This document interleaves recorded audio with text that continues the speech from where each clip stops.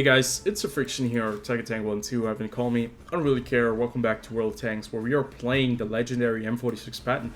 This is my first game in the pattern in about 10 years. I've last played this vehicle in 2012 or 2013, and it's still a pretty cool tank, but it's definitely, from the statistics and characteristics, it's a below average vehicle. It used to be one of the best tier 9 medium tanks in the game, and now it's probably just below average. Even though it has great DPM, the AP shells are quite atrocious, especially that shell velocity into penetration, and the APCR shells, even though back in the days 265mm of penetration is great, they now are a little bit lackluster in terms of penetration and shell velocity as well. But still, M46 pattern, it might get a buff. They did say this is a vehicle that is currently on the list for getting reworked in the future. So I'm looking forward to it. Hopefully they're not going to be nerfing it, because that's the last thing that the M46 pattern needs.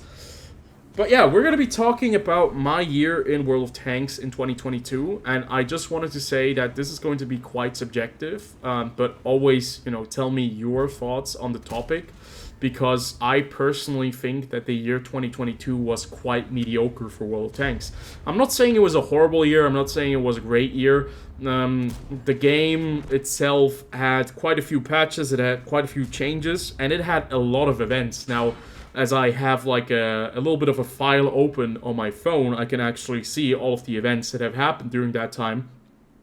And it's quite interesting to see, because there has been a definite shift in the strategy from wargaming away from releasing tech tree tanks, because they probably don't have any more vehicles to release, or it's just not that much more of a focal point, and other ways are better in terms of revenue. I think that wargaming has kind of shifted their attention away from releasing standard vehicles, because this year we had a lot of events. So the first line that was released this year was actually the Yacht tanks, and the Yacht tanks I actually did enjoy quite a bit. I enjoyed the tier 7, I enjoyed the tier 8, even though I had a horrible run in the tier 8, and the tier 9 was fun. I haven't played the tier 10 yet, but they all are balanced, none of them are completely broken, and I think some would also say that the tier 10 is quite lackluster and maybe not even that great. But either way, we had the Yacht tanks that were released at the beginning of the year, and I think that line was actually quite okay. So no big issue, balancing was fine, and I actually quite enjoyed them. Then we had the Under the Hammer auction, where they sold the Object 268 version 5, the Beijing Opera, the WZ-111 5A Krillin, the Type 59 Gold, all that kind of stuff. So yeah, we had quite a few events. In January, February, we had like the Caravan, the trading caravan, which also came around with the Kidovets 1, the T-22 Medium, the Astron Rex for 1 credit, so they were trying to sell us quite a few vehicles. And that's actually a theme that does continue throughout the year, because if you look at the things, in March and April, we had the 11th anniversary event in April. We also had the Art of Strategy, which is also like a signature for this year. It was the year of the events and the year of trying out things. And the Art of Strategy was actually quite a bit of fun at first, but it became quite stale quickly, and there were a lot of ways for the stratagem to abuse the system, and sadly, sometimes the bots were just absolutely atrocious when you were trying to make certain moves, because these bots were just not able to do anything. So it was really like a trial phase to see what the bots are capable of and how far you can go with them. Turns out you can't really go that far with the bots at this moment in time. In May, we got like the TVP 100, the tier 8 Czechoslovakian tank destroyer, which was actually the very first event that you could actually do without having to grind your entire year off, or your entire arm off. Turns out the vehicle is quite good, and I think quite a few players got that for a really cheap or for free. I myself actually got it for free, which is really funny, because I usually do not take part in these events because it just takes way too long. In June, we got like another assembly shop event or another like event where you were able to spend a lot of resources. This year is certainly the year where we spent a lot of resources, and we also got the Warhammer 40k collaboration, which was probably the coolest battle pass that we were able to get in this year. Yeah, the Warhammer 40k collaboration was really awesome, and it's probably the coolest battle pass we've gotten at this point, and probably will be the coolest battle pass we will get in a long time. But yeah, they added Steel Hunter back, and some would say they ruined Steel Hunter because Steel Hunter was changed quite drastically, and players were quite upset with some of the changes and the balancings that they did right there. July was quite empty. We had the Iron Age, the Clan Wars event. In August, we had the 12th anniversary of World of Tanks in general. We had the summer auction where they were selling the same tanks and the Peregrine and the Gonzalo.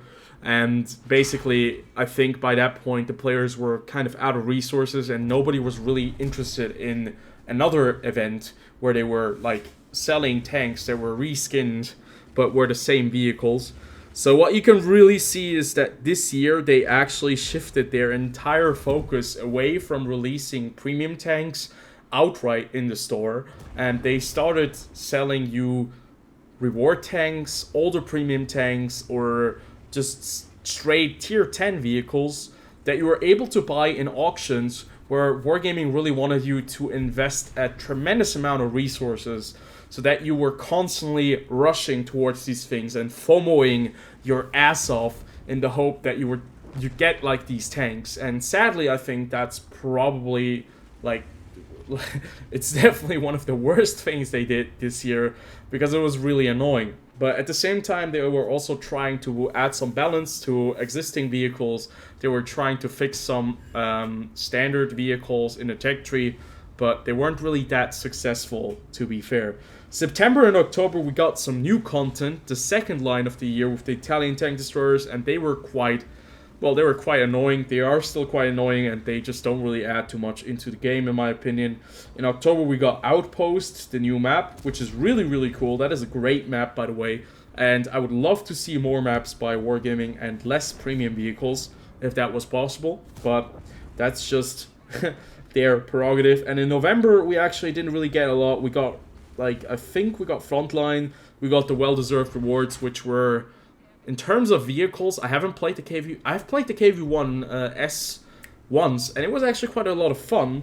But it would have been nice to see maybe the original KV-1S, but that's probably a good thing that they didn't add it back into the game. Now we are in December. So generally speaking, this year has been devoid of a lot of content for free-to-play players. A year that was basically aimed towards the whales and the players who have a lot of money in their wallets. And Wargaming did definitely make a bit of money with these events, and Wargaming was probably quite happy with the turnout in a lot of the auctions. Except for the summer auction, they did admit that it was kind of a mistake, that the prices were way too high and that there wasn't a lot of interaction. That's why the prices stayed at like the immediate price, like the standard price.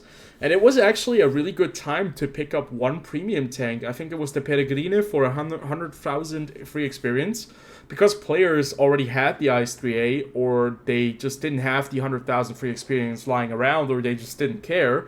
And some players were able to get the IS-3A, the Peregrine, for 100,000 free experience, which is about 3,000 gold in conversion rate. So it's really cheap if you think about it.